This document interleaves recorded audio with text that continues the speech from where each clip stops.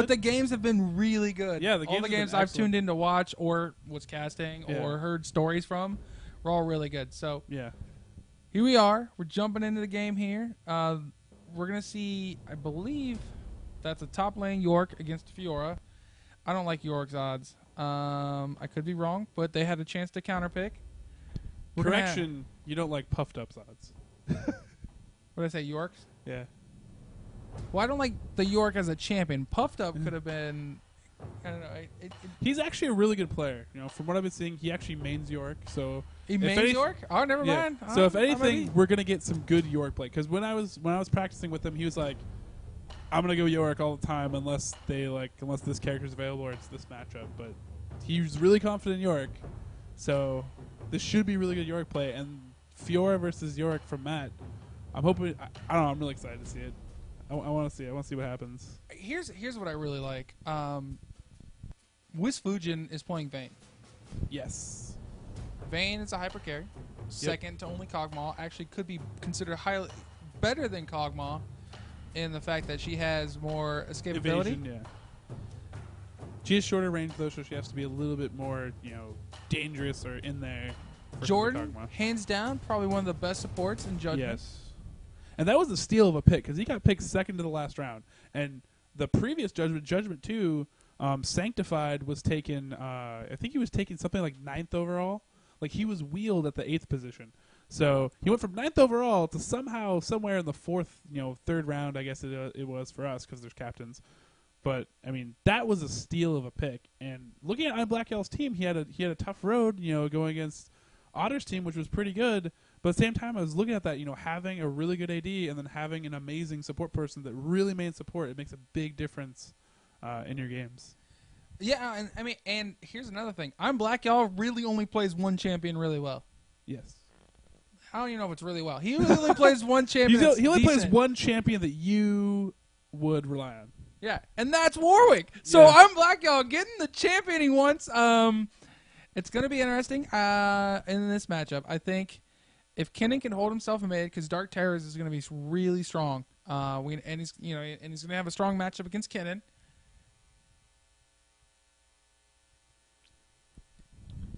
I think this could go in anybody's favor. Honestly, like we know Format's the MVP. We're pretty sure he's going to win his lane, but we had a chance for upset. I'm pretty positive Wiz Fujin is going to have a lot of decent opportunities to get kills in bot lane. So, I mean, here's my prediction. Vayne is going to go nuts. Probably going to see somewhere between 8 to 10 kills.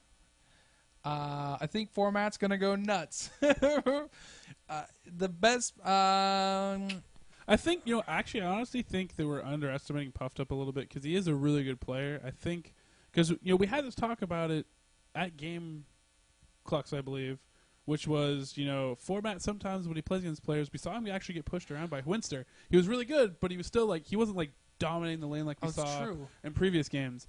So this could be one of those things where it's maybe he, So we know Boscow's weakness. Yeah. Format's weakness is he's not good against so good players. So basically, Format plays the level of his competition. I think that's how you would describe it. It's kind of like a lot of they use it in MMA a lot too. With a really talented fighter who he plays against someone that's supposed to be like a stepping stone kind of fighter, but then he just kind of he doesn't play to his game. He's not as good. He might even get upset or lose. And instead of seeing this dominant striker, whatever aspect he's good at, it's kind of the same thing in League of Legends for Format. He's a really amazing top laner. You put him against any top laner in the game, he's going to give him a run for their money. But you put him against someone that's just okay at it, and he plays a little bit too passively. He doesn't take advantage of the fact that he's a better player. He doesn't really push the envelope. He just farms. Because in a lot of games too, when they lose and you ask Format, you're like, hey, you were losing your top lane because he's giving up kills, map position, whatever have you. He's like, but look at my CS, and you can definitely have a player that cares a lot about his CS and maybe puts a little bit too much value in it, and he can have a great effect on the game. Don't get me wrong, Poppy is almost like the perfect character for him because he gets that CS, and then when he gets in there, he's really hard to stop. But in some cases, that can be a weakness for him.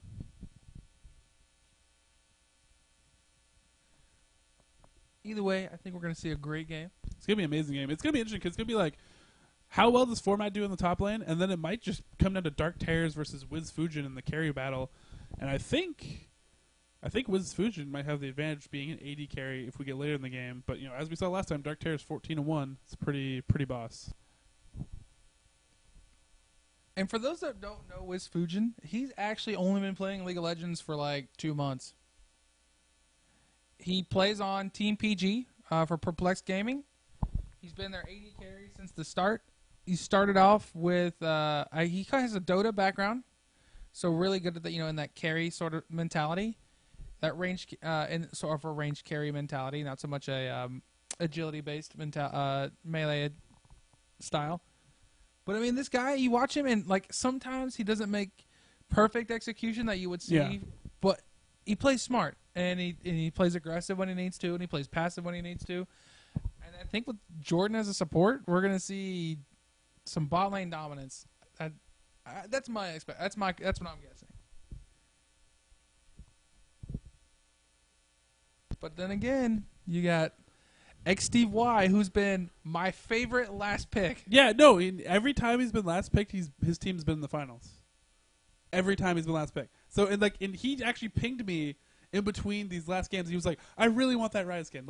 He's like, it's like one of those things. Like, and a lot of players that have the Rise skin, they're like, it's not that big of a deal. There's tons of tournaments that have the Rise skin, but for everyone else that doesn't have it, it's like one of those things. Like, you don't have the skin. So for him, he's like, I really want that Rise skin. Like, this is like gold to me. like $10,000 of Rise skin. He's like, I want Rise skin. No, probably not. But he really. So I mean, this is great. I think he's in a really good shot to take it with this team. I personally had Triumphant Rise. I don't use it at all. I think it just goes to waste. yeah, you should give it to me. Give it to me. No, it's okay. It's an opportunity for me to rub it in Pato's face every now and then. Just kidding. He likes Rise. That's the only reason. But I'm sure they're going to come out with some sort of awesome skin that's for a jungler. And Callan's going to win it. It's probably going to be like some sort of Season 2 skin. And I'm going to be like, this is bullshit. But who knows? I mean, it'd be interesting for Riot to introduce another new skin. Either way, both teams out of the gate really quickly. Blue team on the way out. Looks like they're definitely going to invade. They want to stop Warwick from potentially doing blue. Kennen not going to check brush with a shuriken. And actually, York is top. And once they get Alistar in here, that will be the key. It looks like Red's just going to book out of here. They have a ward down here in that brush, so they will see this invade. It's a really safe way to actually do it. So Red just knows to back off out of here. 30 seconds until minions spawn. This is great. War can actually run to the enemy team blue.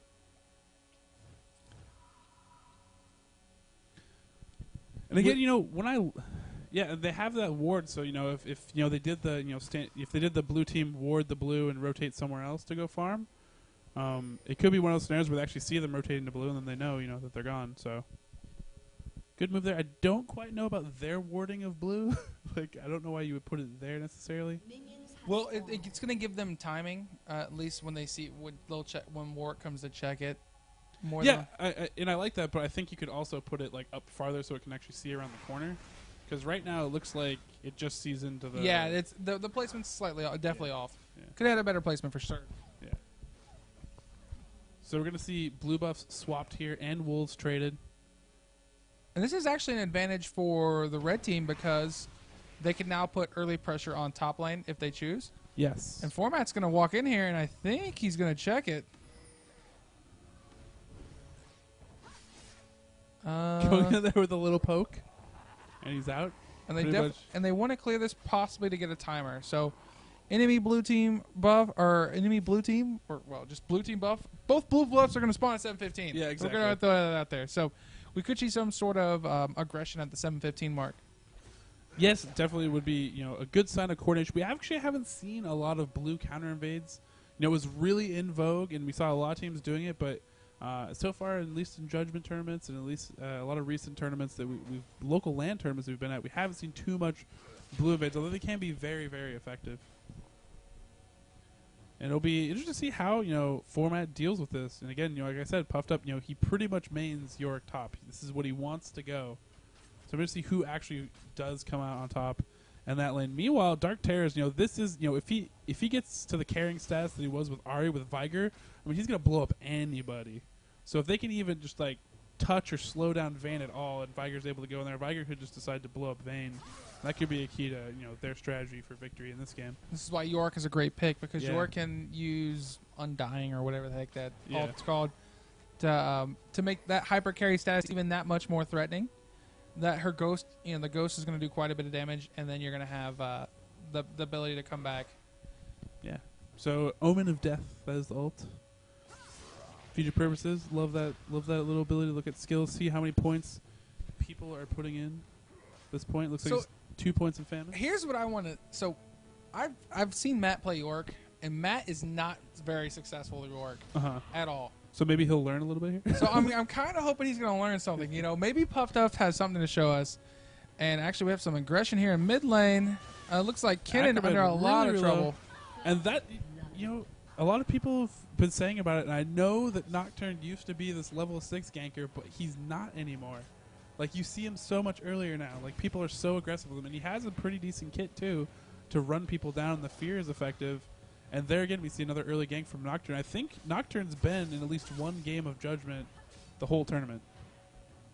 I'm pretty sure. Round 1, he was in a couple games, and round 2, obviously, he was in that game, and now he's in this game. So Nocturne making a pretty good surge here. My opinion is Nocturne's the best way to throw a game. Well, because you can start off really, really strong, and then it ends really, really horribly. So, but you did bring up Nocturne, and the person playing Nocturne is Tobrai. Yes. Tobrai is an unknown to me. I've never heard of him. This is my first time seeing him here in Judgment. I'm not sure if he's a Northwest player or not. He could be one of the Redditors or one of the fans that have tuned in and got selected. So far, his gank mid was really strong. He's on a winning team this far. To me, he's an unknown, and I'm really excited to see. I'm excited to talk to him a little bit and find out a little bit more about him. Yeah, I mean, a lot of these players we do know because we've seen them locally, or we've seen them in past Judgments, or we've talked to them. And that is the fun part about this tournament, is a lot of these players we know.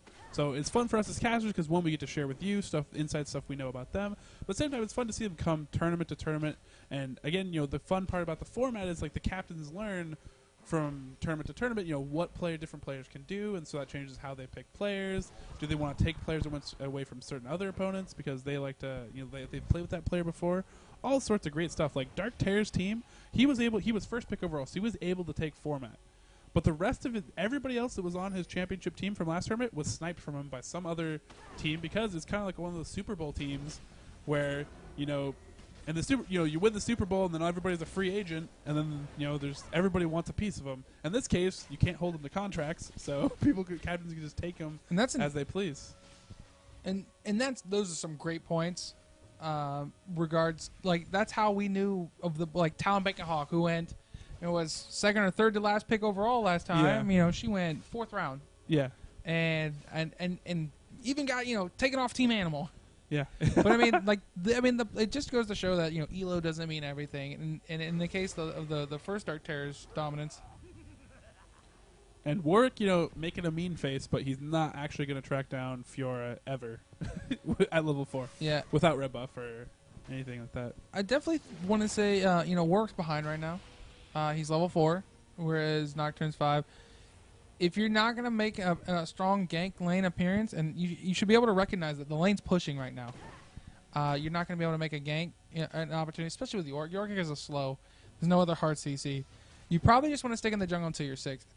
And right now, we're actually seeing Nocturne counter jungling Warwick. Warwick's going to have to back, but this blue is going to be up soon.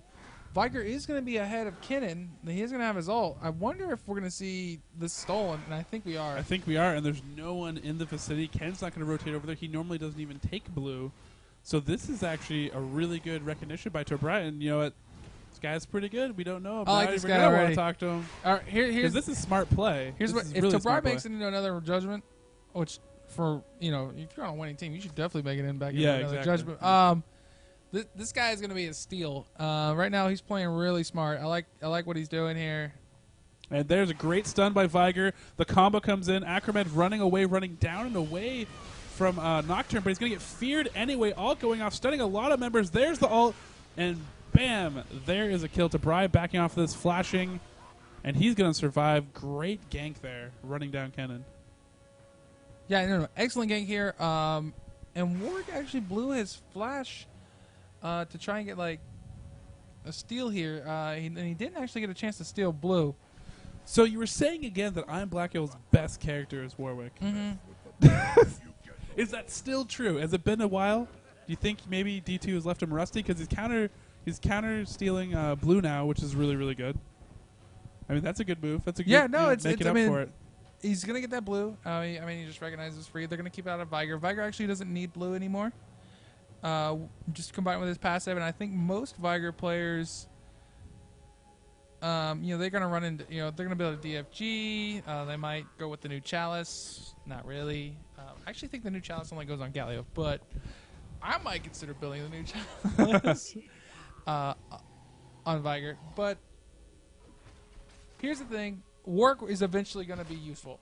Especially in that mid-game range if he's not far behind. He'll be really strong. He's got red buff, so his ult's going to do true damage. We'll probably see a gank here on Fiora. I would probably focus on mid lane once I know Kinnon's ult's up. And there's just so many wards coverage by both teams right now. It's really hard to get anywhere. Yeah, it's hard to make a move. I mean, there's so much warding at blue buff. Actually, by red side, that allowed ImBlackYall to actually recognize that, and it was actually a good move too because he recognized that Nocturne has blue, he has our blue. So Format's going to try and exchange here, but he's not coming out on top. But he's going to chug some health potions to try to make up for it. ImBlackYall coming for a gank, possibly on top. Flash by Format, and you know what? If ImBlackYall had a flash there, I'd been able to make something happen. True, but he burned a flash for free, so this is great. Yeah. He can actually just circle back up and camp top. I know he's rotating down for Viger. He's making the rounds. So this is where a flash ult would be really good. Oh, it didn't need to. Didn't need to. Got him just in range. Cannon's coming in. That is a great null zone right there. Oh, Nice. he's still going to die. Shuriken, OP. And Puffed up in a little bit of trouble here. He got really low health. How do he use his ult? He's going to have to blue pill. He should use that ghost to kill some creeps. And probably want to consider backing up. Oh, I kind of like what he's doing here. Using the omen of, is it famine? Is that the one that allows you to get health back? The red ghoul? Well, we can find out. We have the technology. Omen of famine. Oh, look at Highwind pulling the. Couldn't pull off the omen of death or war, or whatever. Yeah, the ghost. But what Warwick's gonna want to do is try and camp mid and top. He just doesn't want to worry about bot lane. He knows bot. If I'm Arnold, if I'm Matt, Matt right here, I'm sitting there thinking, look, I gotta trust in my bot lane. I drafted them high. And Nocturne Gate coming in on bottom. Sanctified a lot of trouble. Great flash by him. It looks like he is going to be able to escape out of this. Turn around just a little bit. Gets the stun near turret. Will Vayne be able to pick up this kill? Team heal. Meanwhile, a gank top. Format is now actually under turret, of all things. He's not going to escape out of that. But going back to bottom. Actually, Wisfuji in a lot of trouble now. XTY actually going to pick up the kill, but he's going to die to the turret in response. But Sanctified will be able to convert a double kill possibly here with turret aggro. No, he won't. So 2 for 1 bottom and a kill top against blue team. So basically 2 for 2 on the map as a whole. And, blue team gave up their top zone. They gave up their support for the AD bottom. So good little trade engagements there all over the map. Yeah, if I were to, mathematically, I'm trying to think if anybody really came out on top. And I want to say the red team did. Format's going to be one of their best players. So by focusing,